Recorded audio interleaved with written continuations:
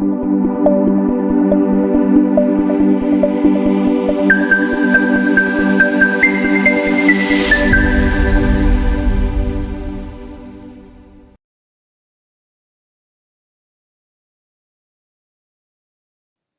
à tous et bienvenue dans cette nouvelle leçon d'algorithmique.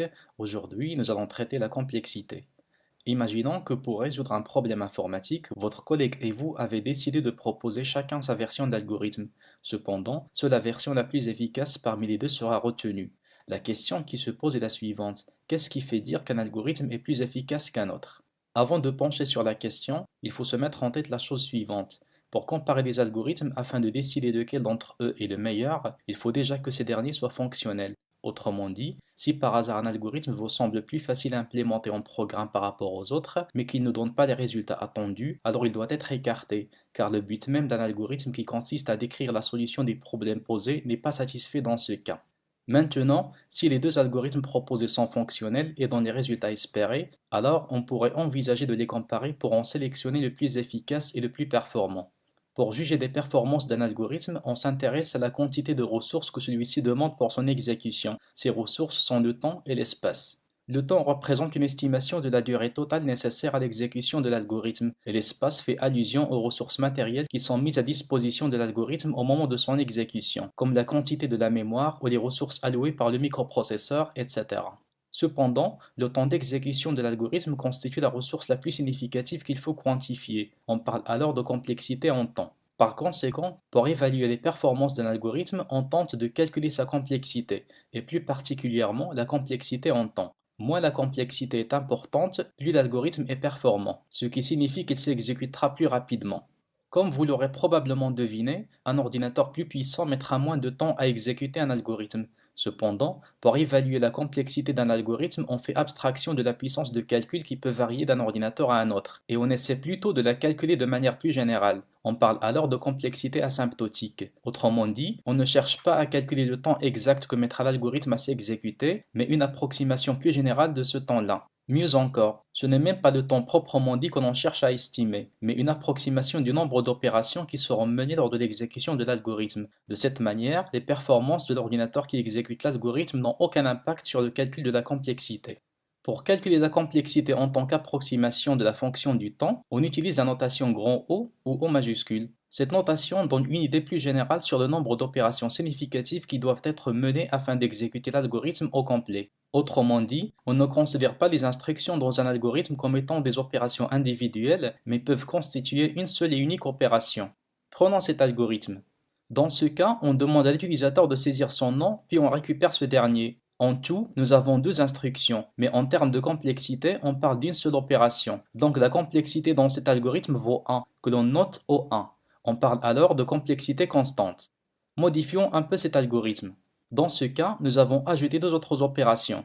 En effet, on demande à l'utilisateur de saisir son prénom puis son email. On peut donc en déduire que l'on a effectué trois opérations. Cependant, le nombre 3 qui est considéré dans ce cas comme étant un facteur multiplicatif n'est pas considéré au moment du calcul de la complexité. Autrement dit, la complexité de cet algorithme vaut toujours O1. Donc, si le nombre d'opérations à exécuter dans un algorithme est constant, c'est-à-dire qu'il est le même à chaque fois que l'on exécute celui-ci, alors sa complexité vaut toujours O1. Maintenant, prenons cet algorithme. Il s'agit là d'un algorithme qui permet de rechercher séquentiellement un élément dans un tableau. Le traitement le plus conséquent dans cet algorithme est sans doute le traitement itératif assuré par la boucle pour. En effet, dans cette boucle, on parcourt le tableau élément par élément en comparant l'élément courant avec l'élément recherché. Si l'élément recherché est trouvé, alors on met fin à la boucle prématurément à l'aide de l'instruction break. Donc, si par hasard l'élément recherché figure dans la première case du tableau, alors une seule itération de la boucle sera exécutée. Et si cet élément-là se trouve dans la dernière case, alors on aura exécuté autant d'itérations qu'il y a de cases dans le tableau. Dans ce genre de situation, on évalue la complexité du pire des cas, autrement dit, le cas où l'élément recherché figure dans la dernière cellule. Par conséquent, la complexité de cet algorithme vaut ON. N dans ce cas représente l'ordre de grandeur du nombre d'opérations à exécuter et qui est équivalent au nombre d'itérations dans la boucle. On parle alors de complexité linéaire. Maintenant, imaginez que l'on a cet algorithme. Rien de sorcier là non plus. Il s'agit en fait d'un algorithme qui permet de calculer la somme des éléments de chacun des deux tableaux d'entiers, tab 1 et tab 2. Bien entendu, j'ai fixé le nombre d'éléments des deux tableaux à 100, mais on peut envisager un nombre dynamique qui peut changer à chaque exécution et qui peut être beaucoup plus grand. En tout cas, dans cet exemple, nous avons deux instructions itératives qui se succèdent. Alors on peut estimer la grandeur de la complexité comme étant égale à 2n, vu qu'on a deux boucles. Mais comme je l'ai mentionné il y a quelques instants, les facteurs multiplicatifs sont ignorés lors du calcul de la complexité. Par conséquent, la complexité de cet algorithme vaut aussi O n. Regardons maintenant cet algorithme.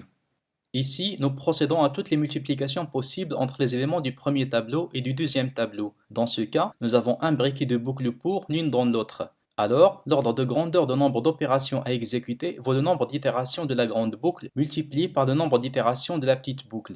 Donc, la complexité dans ce cas vaut O n fois n, ou O n au carré, que l'on appelle complexité quadratique. Et si on prend l'algorithme de la recherche dichotomique dans un tableau trié et que nous avons déjà traité dans un exercice, alors vous vous rendez compte que l'intervalle de recherche rétrécit de moitié à chaque itération. Donc le nombre d'opérations à exécuter dans le pire des cas vaut log n. Par conséquent, la complexité vaut O log n, que l'on appelle complexité logarithmique. De la même manière, dans certains algorithmes, on peut se retrouver avec la complexité cubique, factorielle ou quasi linéaire, etc. À la fin, bien que le fait de réduire la complexité en temps d'un algorithme rend ce dernier plus rapide, il serait également bénéfique d'envisager d'optimiser l'algorithme en réduisant les ressources matérielles allouées comme la mémoire et les tâches du processeur. Merci pour votre attention et à la vidéo prochaine.